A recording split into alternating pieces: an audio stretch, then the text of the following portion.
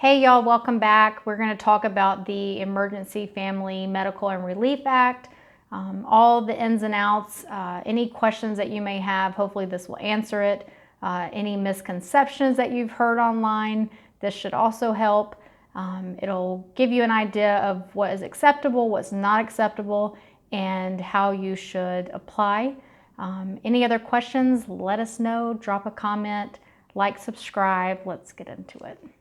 What they're going to do effective April 2nd, 2020 through December 31st, 2020, employers with under 500 employees must provide paid sick leave and paid family leave to employees affected by COVID-19. Affected employers will get a corresponding tax credit.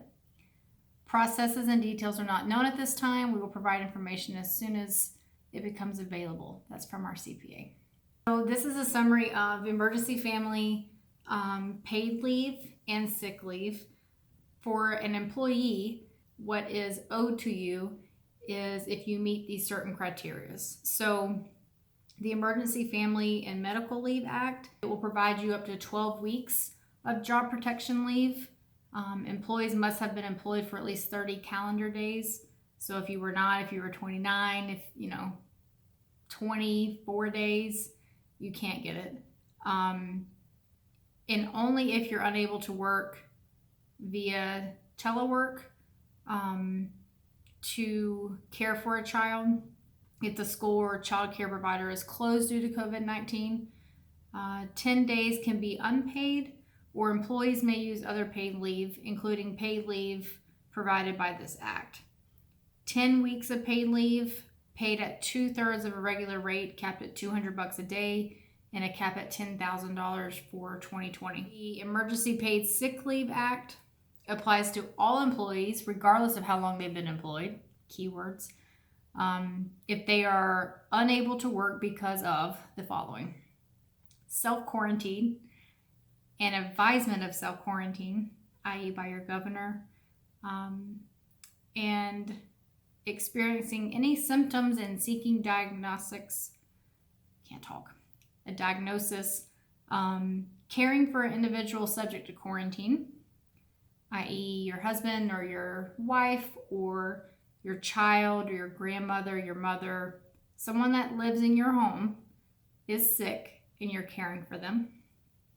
Caring for a child in school or daycare that is closed, and 10 days pay at regular rate, pays up to $511 per day. If it's yourself that's sick, or yourself that's self-quarantined, or yourself is experiencing these symptoms of the COVID-19. If you're caring for others who are experiencing these things, you get 10 days paid at 2/3 regular rate, up to $200 per day. So again, if you're sick, if you're self-quarantining to be sure you don't become sick, if you are just thinking you have symptoms, you might go to urgent care. I think they're doing like video chats now with doctors so that you don't come in their office. You get the 10 days regular pay at the $511 per day max. If you're caring for others that potentially are sick, that are self-quarantined, the children's school or daycare is closed, it's that cap, the 2/3 pay at $200 a day.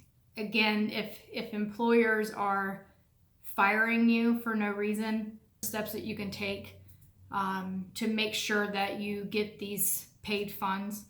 I don't know all the answers again, but you'll be able to research that. If you have a question, all you have to do is go in the comments, ask me.